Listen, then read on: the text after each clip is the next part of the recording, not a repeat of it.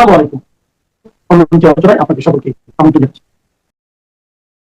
ফ্রান্সের জি7 এর মিটিং এর ফাঁকে মার্কিন প্রেসিডেন্ট ডোনাল্ড ট্রাম্পের সাথে ভারতের প্রধানমন্ত্রী নরেন্দ্র মোদীর একটি বৈঠক হয়েছে গতকাল। সেই বৈঠকে হঠাৎ করে উঠে এসেছিল বাংলাদেশ। বাংলাদেশ প্রসঙ্গে কি আলোচনা হয়েছে সেই প্রশ্নের উত্তর খুঁজব আজকের পর্বে। শেষ পর্যন্ত সাথে থাকবেন। প্রিয় বন্ধুরা, প্রীতি, সালাম এবং শুভেচ্ছা নেবেন।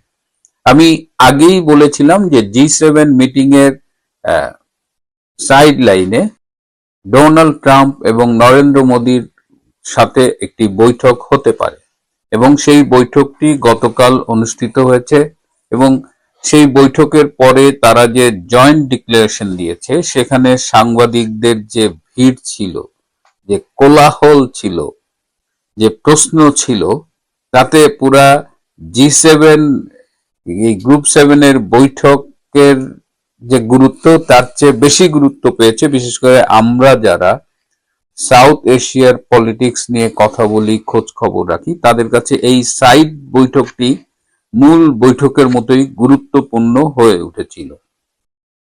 এখানে এই বৈঠকটি হওয়ার কথা ছিল 40 মিনিটের মতো, সেখানে হয়েছে 55 মিনিট। অনেকেই দেখলাম যে ডোনাল্ড ট্রাম্পের বডি ল্যাঙ্গুয়েজ নিয়ে কথা বলছেন, কেউ কেউ এটাকে ব্যাখ্যা করছেন যে ইরান যুদ্ধের মার্কিন যে পরাজয় অনেকে বলতে চেয়েছেন তারই রিফ্লেকশন ডোনাল্ড ট্রাম্পের চেহারায় ফুটে উঠেছে। হোয়াটএভার, সেটা গুরুত্বপূর্ণ কিছু না আজকের আলোচনার জন্য। যে আলোচনাটা মূলত নরেন্দ্র মোদী এবং ডোনাল্ড ট্রাম্পের মধ্যে হয়েছে সেটি ইতিমধ্যেই আমরা অনেকটা জানি। যে ইরান সংকট নিয়ে আলোচনা হয়েছে, হরমুজ প্রণালী নিয়ে আলোচনা হয়েছে, ভারতীয় নাবিকদের নিরাপত্তা নিয়ে আলোচনা হয়েছে। কারণ ভারতীয় নাবিকরা কিন্তু এই সারা বিশ্বব্যাপী জাহাজে, প্রচুর জাহাজে কাজ করে এবং তারা এই শিপ ট্রান্সপোর্টের একটা গুরুত্বপূর্ণ অংশ তারা। তো তাদের নিরাপত্তা নিয়ে কথা হয়েছে। তো সব মিলিয়ে খুবই গুরুত্বপূর্ণ এবং সেখানে হঠাৎ করেই বাংলাদেশ এসেছিল। বাংলাদেশ সম্পর্কে খুব অল্প আলোচনা হয়েছে, কিন্তু সেই অল্প আলোচনাটাই আসলে খুব গুরুত্বপূর্ণ আলোচনা হয়েছে। সংবাদ সম্মেলনে আপনারা দেখেছেন যে সেখানে তিনি মোদির দিকে তাকিয়ে বলেছে, লুক অ্যাট হিম, তার দিকে তাকাও, শান্ত, স্থির এবং কিলার। এই কিলার শব্দটা নিয়ে এর আগেও তিনি কিলার বলেছিলেন মালয়েশিয়ায় যখন মোদির সাথে মিটিং করেছিলেন, এবং তখনও এই কিলার শব্দটা নিয়ে কেউ কেউ প্রশ্ন তুলেছিল যে ডোনাল্ড ট্রাম্প মোদিকে খুনি বলে সম্বোধন করেছে। তো মালয়েশিয়ায় এটা বেশ অ্যান্টি ইন্ডিয়ান যে মিডিয়া, গ্লোবাল মিডিয়া, তারা এটা প্রচার করেছিল। তো সেটা এইবার কিন্তু একদম ক্লিয়ার করে দিয়েছেন ডোনাল্ড ট্রাম্প। এবং এই কিলার আসলে আমেরিকার একটা ইনফর্মাল ইংলিশ।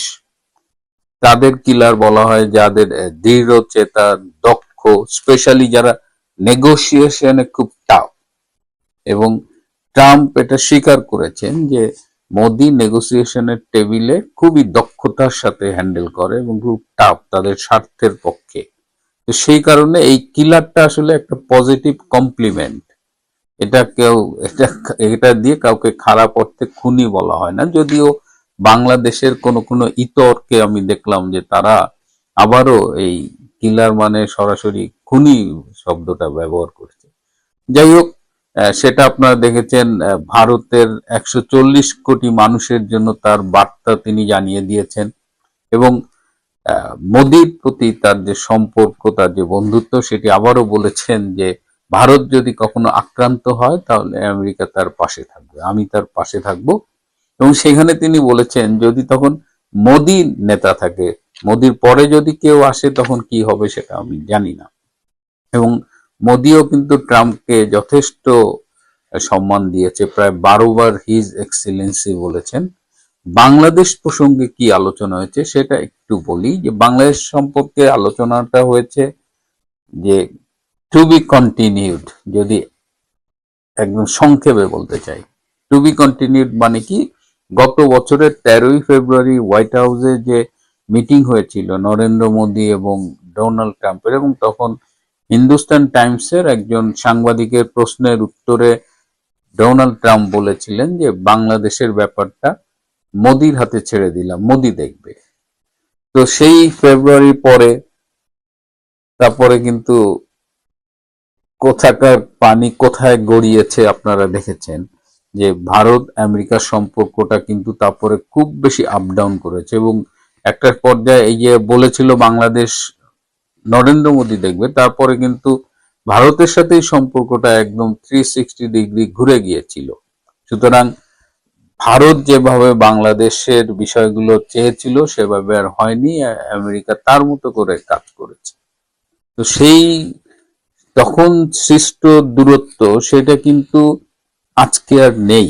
বিশেষ করে যে মার্কো রুবিও কয়েকদিন আগে ভারতে গেলেন, ভারতে আমেরিকার 250তম স্বাধীনতা দিবসে ডোনাল্ড ট্রাম্প ফোন করে জয়েন করলেন, সার্জিও গারের ফোনে ফোন করলেন।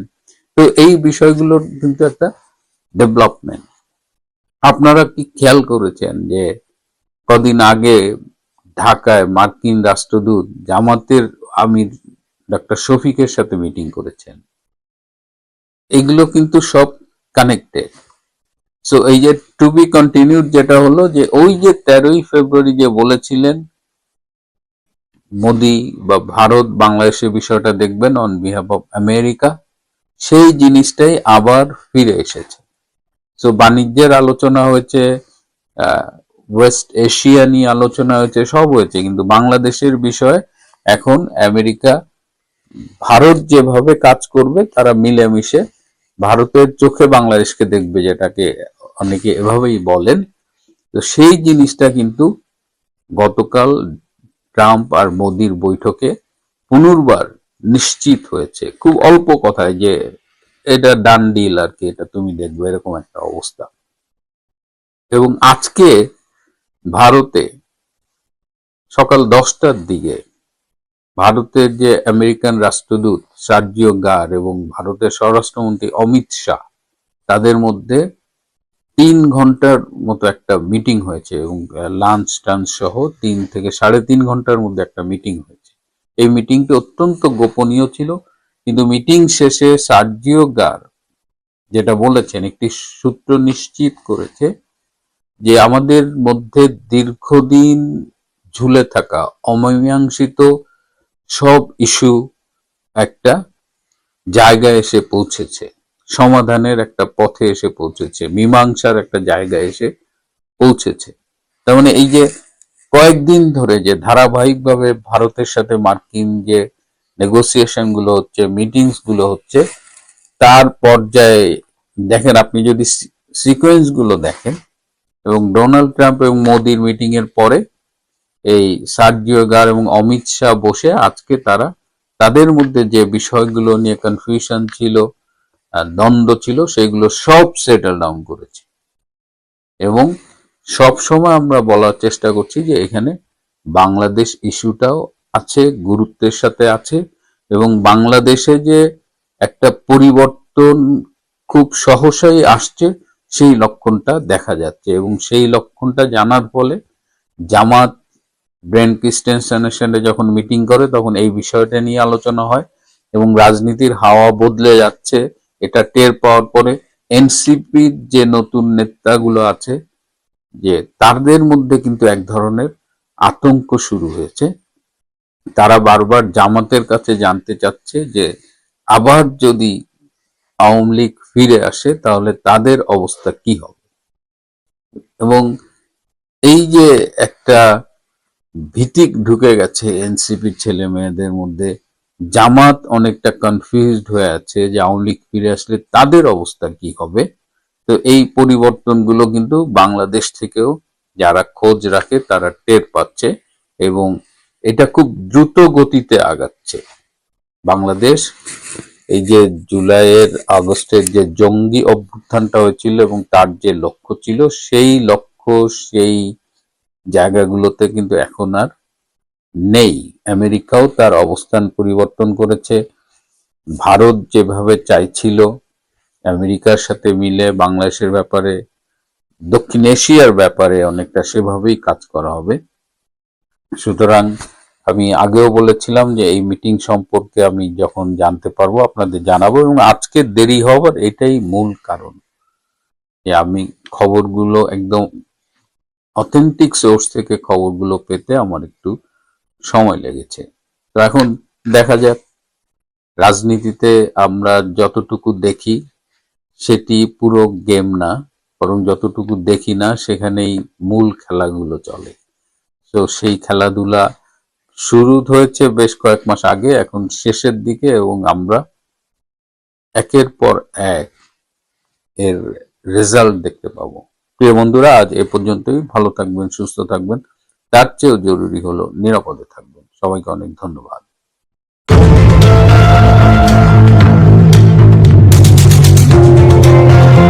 আসসালামু আলাইকুম রহমতুল্লাহি ওয়া বারাকাতুহু। সম্মানিত দর্শক, দুটো ঘটনা ঘটেছে, একটি দিল্লি বিমানবন্দরে, আরেকটি দুবাই আন্তর্জাতিক বিমানবন্দরে অথবা দুবাইয়ের কোনো শপিং মলে। এই দুটো ঘটনার সঙ্গে দুজন অতি গুরুত্বপূর্ণ ব্যক্তি, একজন বর্তমান গুরুত্বপূর্ণ আর একজন সাবেক গুরুত্বপূর্ণ। প্রথম গুরুত্বপূর্ণ ব্যক্তি, যিনি জনাব তারেক রহমান সাহেবের খুবই ঘনিষ্ঠজন, তার উপদেষ্টা। উপদেষ্টা মিনস তিনি যে তথ্য মন্ত্রণালয় সংক্রান্ত মিডিয়া সেল আছে, প্রচার আছে, প্রোপাগান্ডা আছে, anything related to information ministry, এই বিষয়ে প্রধানমন্ত্রীকে পরামর্শ দেন ডক্টর জাহিদুর রহমান। তো সেই জাহিদুর রহমান সাহেবকে দিল্লি বিমানবন্দরে ব্যাপক জিজ্ঞাসাবাদ করা হয়েছে, ঘন্টার পর ঘন্টা তাকে বসিয়ে রাখা হয়েছে, এবং অবস্থাটা এমন হয়েছে, কি হয়েছে আমরা কিছু জানি না। কিন্তু যেটা পত্রপত্রিকায় এসছে যে প্রতিমন্ত্রীর মর্যাদা সম্পন্ন ডক্টর জাহিদ, উনি হলেন একেবারে জনাব তারেক রহমান সাহেবের ছায়া, অতি গুরুত্বপূর্ণ ব্যক্তি। মানে তাকে কোনো কিছু অপমান করা মানে প্রধানমন্ত্রীকে অপমান করা, তাকে অপমান করা মানে প্রধানমন্ত্রীর কার্যালয়কে অপমান করা, এবং তার মর্যাদা ইনফরমেশন মিনিস্টার জনাব জহির আছেন তার ঊর্ধ্বে। এই কারণ হলো জনাব জহিরুদ্দিন স্বপন, তাকে পরামর্শ দেওয়া, তাকে চেক অ্যান্ড ব্যালেন্স করা, তার কাজ তদারকি করা থেকে শুরু করে সমস্ত কাজগুলি সাধারণত অতীতে আমরা দেখে এসেছি যারা প্রধানমন্ত্রীর কার্যালয়ে প্রধানমন্ত্রীর উপদেষ্টা রূপে থাকেন, মন্ত্রী পদমর্যাদায়, তাদেরই ক্ষমতা বেশি মন্ত্রীদের তুলনায়। ফলে যে সকল মন্ত্রণালয়ে উপদেষ্টা আছেন, আপনি ধরে নিতে পারেন যে সে সকল মন্ত্রণালয়ে প্রধানমন্ত্রী নিজে সরাসরি তদারক করেন তার উপদেষ্টার মাধ্যমে। তো সেই অর্থে ডক্টর জাহিদুর রহমান কোনো যেন ব্যক্তিত্ব নন। He is representing as a whole government, as a whole in person জনাব তারেক রহমান। তো তাকে দিল্লি বিমানবন্দরে যে ঘটনাগুলো ঘটানো হলো, বা তিনি যে বিরূপ পরিস্থিতিতে পড়লেন, তিনি সেখান থেকে যেভাবে ফিরে আসলেন, বা তাকে ফেরত পাঠানো হলো, তার পাসপোর্ট ফেরত দেওয়া হলো, অথবা তিনি পাসপোর্ট ফেরত নিয়ে এলেন, হোয়াট এভার মেবি, এটি বাংলাদেশের রাজনীতির একটি টার্নিং পয়েন্ট। এই বিষয় নিয়ে আলোচনা করবো। এটি হলো প্রথম। দ্বিতীয় যে বিষয়টি, সেটি স্বয়ং সালাউদ্দিন সাহেব স্বরাষ্ট্রমন্ত্রী, তিনি সংসদকে জানিয়েছেন যে বাংলাদেশের সাবেক আলোচিত আইজি, যাকে মানে গ্রিক যে ম্যাথোলজি, সেই গ্রিক ম্যাথোলজির মহাপুরুষ হিসাবে পুলিশের যারা কর্মকর্তা, তার জমানাতে তিনি যখন আইজি ছিলেন তাকে ওইরকমই মনে করা হতো, যে তিনি গ্রিক দেবতার মতো পুলিশকে বাঁচিয়েছেন, পুলিশকে রক্ষা করেছেন, এবং বাংলাদেশ পুলিশ বলতে আসলে বেনজির, এরকম একটা ভাবমূর্তি তিনি তৈরি করেছিলেন। তিনি জঙ্গি নাটক করেন, অথবা তিনি জঙ্গি দমনে পৃথিবীর সেরা পুলিশ কর্মকর্তা। তিনি এরকম একটা ভাবমূর্তি তৈরি করেছিলেন, তিনি শেখ হাসিনা, তিনি আওয়ামী লীগ, তার উপরে কোনো মন্ত্রী নেই, তার উপরে কোনো স্বরাষ্ট্রমন্ত্রী নেই, তার উপরে কোনো জেনারেল নেই। এমনকি সেনাপ্রধান জেনারেল আজিজ এবং ডক্টর বেনজির যখন পাশাপাশি দাঁড়াতেন, মনে হতো ডক্টর বেনজির ইজ এ বস। সবাই ধরে নিয়েছিলেন যে তিনি রিটায়ার্ড করার পরে প্রধানমন্ত্রী স্বরাষ্ট্র বিষয়ক উপদেষ্টা হবেন, অথবা স্বরাষ্ট্রমন্ত্রী হবেন, অথবা ইলেকশন করবেন। কিন্তু বিধিবাম যে কোনো কারণে হোক না কেন, প্রধানমন্ত্রী শেখ হাসিনা তার উপর থেকে বিশ্বাস এবং আস্থা হারিয়ে ফেলেছিলেন, অথবা কালের কণ্ঠসহ বিভিন্ন জায়গাতে তার বিরুদ্ধে যে সকল নিউজ এসছে সে সকল নিউজের প্রেক্ষিতে তিনি ধরে নিয়েছিলেন যে এখন বেনজিরকে সাহায্য করা বা তাকে ওন করা সরকারের জন্য ভালো হবে না। তো সেই মানুষটি দুবাইতে গ্রেপ্তার হয়েছেন, যেটি সালাউদ্দিন সাহেব জানিয়েছিলেন। এবং গ্রেপ্তার হয়েছেন, এখানে অনেকগুলো বিষয় স্পষ্ট হয়ে গেছে। যেহেতু পার্লামেন্টে একজন মন্ত্রী বলেছেন, it means there is a legal bindings. মন্ত্রীর বক্তব্যটা হলো বাংলাদেশের দুর্নীতি দমন কমিশন যে অভিযোগ বা মামলা দায়ের করেছে, সেই মামলার প্রেক্ষিতে দুর্নীতি দমন কমিশনের যে আপনার অথরিটি রয়েছে, তারা কোর্টকে বলতে পারে যে এর পাসপোর্ট সিজ করা হোক, একে বিদেশ ভ্রমণে বাধা দেওয়া হোক, এবং কোর্ট সেই কাজটি করে। তারা যে কোনো ফাইল তলব করতে পারে, তারা পুলিশকে, বাংলাদেশ পুলিশকে বলতে পারে যে এর বিরুদ্ধে আন্তর্জাতিক অঙ্গনে রেড অ্যালার্ট জারি করো। তো বেনজির সাহেবের বিরুদ্ধে কোর্ট কাছারিতে অসংখ্য নিয়ম করা হয়েছে, অসংখ্য যাকে বলে এম্বার্গো দেওয়া হয়েছে। তার সঙ্গে সঙ্গে বাংলাদেশ পুলিশের মাধ্যমে একটি রেড অ্যালার্ট জারি করা হয়েছে ইন্টারপোলে। স্বরাষ্ট্রমন্ত্রীর যে বক্তব্য সেটা হলো যে বাংলাদেশ পুলিশের অনুরোধে, কার্য দক্ষতায় এবং দুর্নীতি দমন কমিশনের কারণে দুবাই পুলিশ এবং দুবাই সরকার এবং দুবাই কর্তৃপক্ষ সম্মিলিতভাবে পলিটিক্যালি, অ্যাডমিনিস্ট্রেটিভলি এবং জুডিশিয়ারির যে এখতিয়ার আছে সবকিছু প্রয়োগ করে বেনজিরকে সেখানে গ্রেপ্তার করা হয়েছে, এবং সরকার আশাবাদী খুব দ্রুত তাকে বাংলাদেশে ফিরিয়ে এনে তাকে বিচার করা হবে।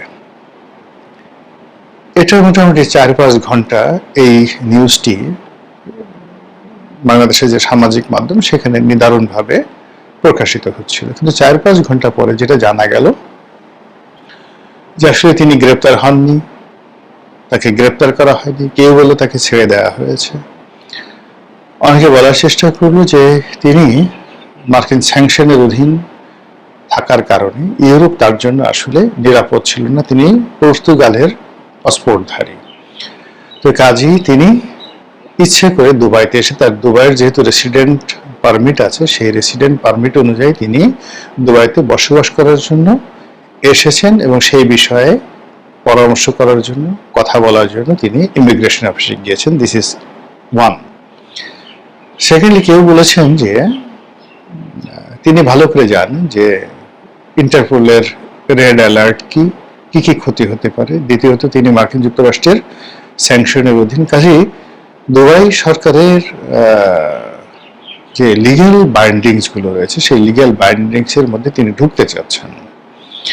তো সেটা ঢোকার জন্য তিনি সেখানে ইচ্ছে করেই এমন কিছু করেছেন যার ফলে সেখানে তিনি আইনগত সুবিধা পান, লড়াই করতে পারেন এবং সময় ক্ষেপণ করতে পারেন এবং দুবাইতে বসবাস করতে পারেন। তো এই গেল ডক্টর বেনজিরের অবস্থা। এখন আমি আবার জাহিদ সম্পর্কে ফিরে আসি। তার আগে বলে নেই যে ডক্টর জাহিদ এবং বেনজির দুজনের সঙ্গে আমার একটা চলনশীল পরিচয় ছিল। জাহিদ বয়সে আমার অনেক ছোট, কিন্তু তারপর আমি তার সঙ্গে আপনি আপনি করে কথা বলতাম। এর কারণ হলো তিনি সেই ব্যক্তিত্ব ধারণ করতেন। আমি সাধারণত দেখা গেল যে ইন জেনারেল যারা পলিটিক্স করে এরা বেশিরভাগ ক্ষেত্রেই তাদের সে বয়সে কোনো কারণে একটু ছোট হলেই তুমি করে বলার চেষ্টা করেন। তারপরও সব ক্ষেত্রে এটা পলিটিশিয়ানরা পারেন না। জাহিদ এরকম একজন মানুষ, সে আসলে সবার কাছে এত ফ্রি না, এত অ্যাভেলেবল হয় না। তার সঙ্গে 4-5টা টক শো করেছি এই এতটুক পর্যন্ত, কিন্তু ইন পার্সন তার সঙ্গে কখনো আমার টেলিফোনে কথা হয়নি। আবার টক শো এর আগে আমাদের মধ্যে কোনো আলাপ আলোচনা হয়নি। দুটো আলাপ আলোচনা শুধুমাত্র একবার হলো। প্রথম যেদিন আমরা 21শে টেলিভিশন টক শো করলাম, তা আমাকে নিয়ে জিজ্ঞাসা করলেন, রনি ভাই এক কথায় বলেন তো এই সরকার কতদিন টিকবে? বা এই সরকার আদৌ টিকবে কিনা। আমি ওকে বললাম যে এই সরকার মানে ইউনূস সরকার টিকবে না, তাকে চলে যেতে হবে, তবে যত দ্রুত তাদের বিদায় হবে দেশের কম ক্ষয়ক্ষতি হবে এবং ইউনূস অ্যান্ড গং-এর কম ক্ষয়ক্ষতি হবে। তো এটা শুনে সে খুব কগনিজেন্সে নিল। দ্বিতীয় যে আলোচনা, একদিন সে ইন পার্সন মানে টকশোর বাইরে যে আলোচনা, সে একদিন বলে যে আসলে আপনি বলেন তো বিএনপি ক্ষমতায় আসবে কিনা, আসলে কতদিন থাকতে পারবে। আমি বললাম যে বিএনপি ক্ষমতায় আসছে, কিন্তু বিএনপি কতদিন ক্ষমতায় থাকবে এটা শিওর করে বলা যাচ্ছে না।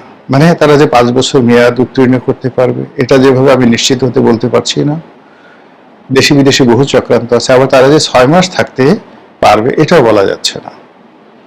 বেহেশতের দোষীকের মাঝামাঝি। তো সে শুনলো, শোনার পরে আমি জানতাম না, মানে আমার একটা নির্বুদ্ধিতা এখানে যে আমি জানতাম না যে তার সঙ্গে তারেক জিয়ার বিএনপির আদৌ কোনো সম্পর্ক আছে। আমার একটা ধারণা ছিল যে তার সঙ্গে হয়তো সে মাহমুদুর রহমান মান্নার যে দল, সেই দল করে, টিভি টক শো করে, ইত্যাদি ইত্যাদি। কিন্তু পরবর্তীতে দেখা গেল যে অনেকগুলো ঘটনা একসঙ্গে ঘটেছে, যেটা আমি তার সম্পর্কে আরো খুব সারপ্রাইজ হয়ে গেছি যে আমার মতো চুনোপুঠি বা আমার মতো আদার ব্যাপারী হয়ে জাহেদের মতো জাহাজের খবর রাখা অসম্ভব ব্যাপার। যখন জানলাম যে তার সঙ্গে রুমিন ফারহানার একটা সম্পর্ক আছে, এটা ওপেন সিক্রেট, আমি খুব আশ্চর্য হয়ে গেলাম। রুমিন ফারহানাকে আমি অনেক আগের থেকে চিনি, just like my younger sister, আমাদের পাশাপাশি বাসা, ব্যক্তিগত সম্পর্ক অসাধারণ। তো রুমিন ফারহানা প্রথম আমার অফিসে যায়, ব্যারিস্টার পারভেজ নামক একটা ছেলে আছে আমাদের ডিপার্টমেন্টের ছোট ভাই, তাকে নিয়ে, মানে তখন সে সবেমাত্র সে টকশোতে যাওয়া শুরু করেছে। কত 13 বা 14 সনের ঘটনা, আমি তখন এমপি না, এমপি হওয়ার পরে। তো সেদিন তার সঙ্গে আমি কথা বলেছি, জাস্ট লাইক মাই মানে একেবারে ইয়াঙ্গার সিস্টার। আমি তার সঙ্গে কত জানতামও না 2014 বা 15 সনে। এরপরে টকশোতে বহুবার তার সঙ্গে দেখা হয়েছে। এরপর সে বিএনপির এমপি হলেন। মানে সবসময় আমি দেখেছি তার অনেক যাকে বলা হয় ব্যক্তিত্ব রয়েছে, বন্ধুত্ব রয়েছে, সহজ সরলতা রয়েছে, আবার যাকে বলা হয় বিক্ষুব্ধতা রয়েছে। ফলে সে একটা ব্যারিকেড তৈরি করে, সেই ব্যারিকেডের বাইরে ইচ্ছা করে কেউ এগোতে পারে না। সবার সঙ্গে তার একটা ভালো সম্পর্ক, এমনকি শেখ হাসিনার সঙ্গে তার ভালো সম্পর্ক ছিল। তো সেই রুমিন ফারহানার সাথে ডক্টর জাহিদের যে সম্পর্ক, এটা আমি যদিও বিশ্বাস করিনি, কিন্তু যদি এটা হয়ে থাকে 1%, বিকজ এটা নিয়ে ডক্টর জাহিদের বউ বা স্ত্রী সে বহু কথা বলেছেন এবং এটা রীতিমতো ভাইরাল। কিন্তু অবাক করার ব্যাপার হলো রুমিন ফারহানা নিজে এবং ডক্টর জাহিদ দুজনে এটা নিয়ে একটা ট্রু শব্দ করেনি।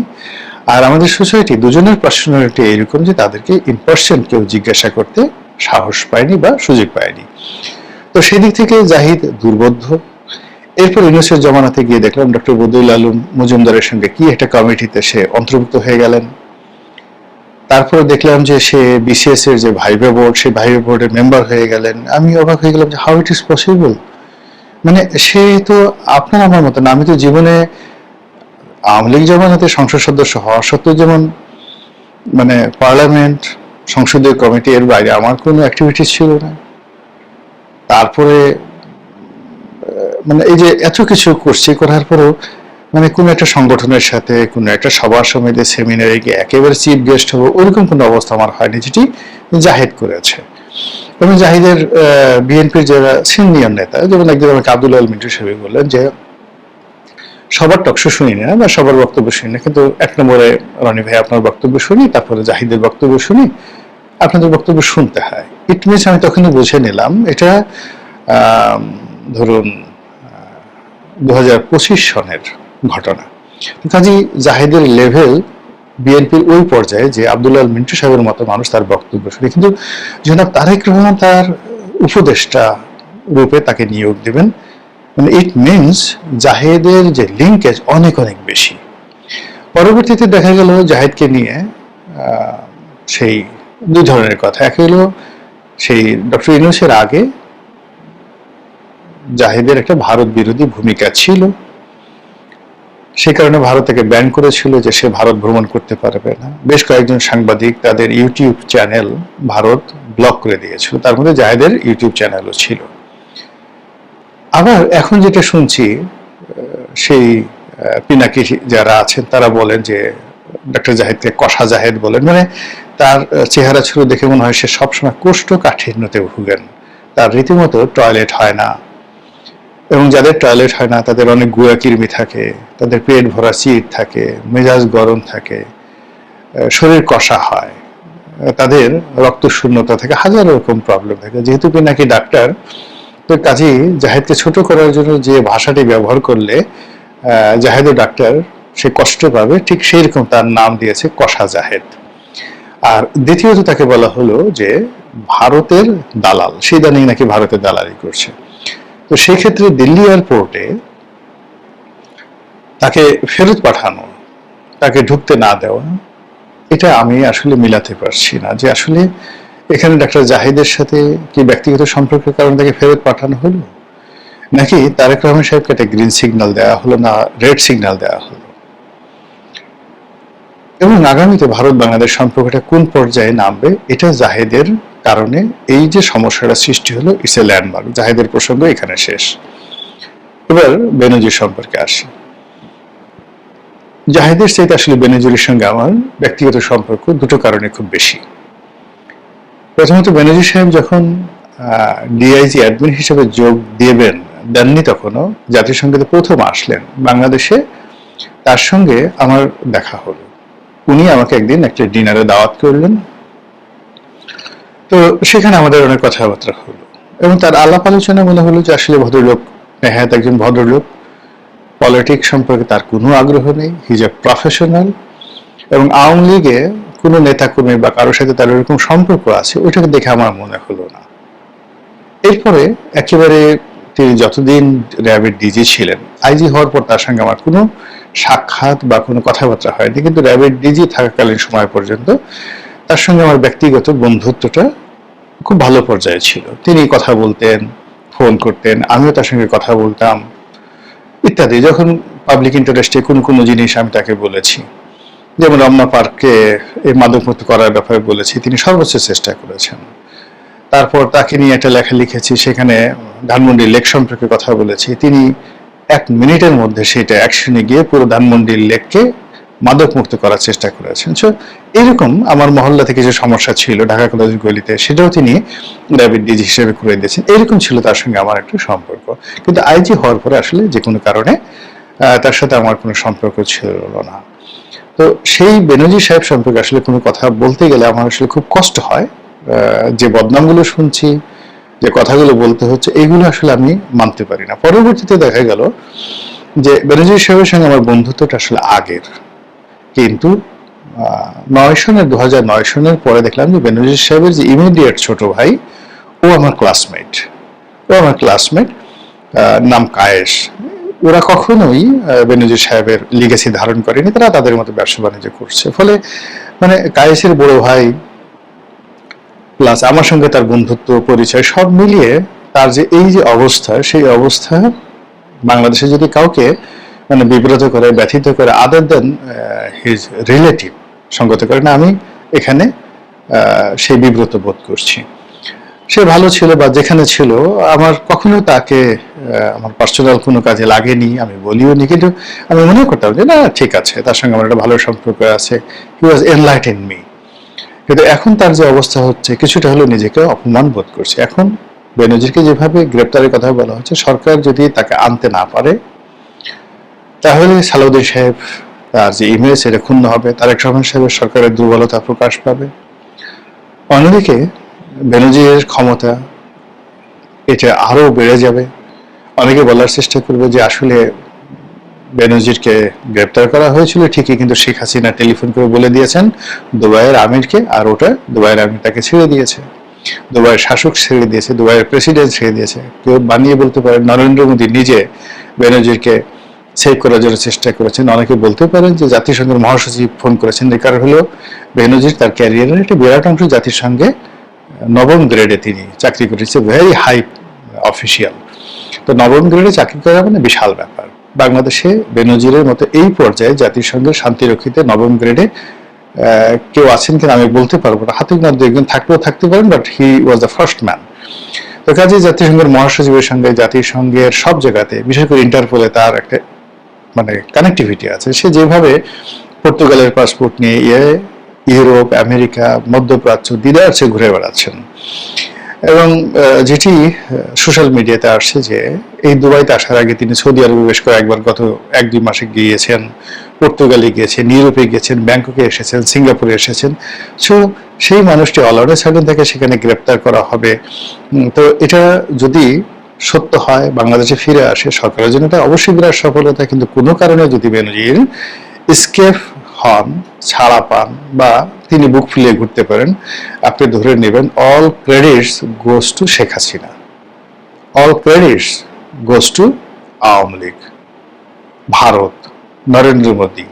কত মানুষ কত গল্প বানাবে এবং গল্প, এই যে যেমন আপনি দেখেন নরেন্দ্র মোদী যখন দুবাইতে যান, দুবাইয়ের যিনি এখন শায়ক রয়েছেন, শেখ রয়েছেন, শাসক রয়েছেন, তো যুবরাজ রয়েছেন, তিনি তাকে কিভাবে জড়িয়ে ধরেন। কাজেই দুবাই বলতে বোঝায় নরেন্দ্র মোদীর একটা প্রভাব। সবাই বলতে পারে শেখ হাসিনা নরেন্দ্র মোদীকে বলেছেন, নরেন্দ্র মোদী দুবাই শাসককে বলেছেন, বেনজির ছাড়া হয়ে গেছেন। তো এই যে একটা অবস্থা, সেই অবস্থা যে চলছে, ইট মিনস রাষ্ট্র হিসেবে আমরা কি আসলে খুব শক্তিশালী হয়ে পড়েছি নাকি দুর্বল হয়ে পড়েছি, এই প্রশ্নটা করার সময় এসে গেছে। মহান আল্লাহ আমাদের সবাইকে হেদায়েত দান করুন।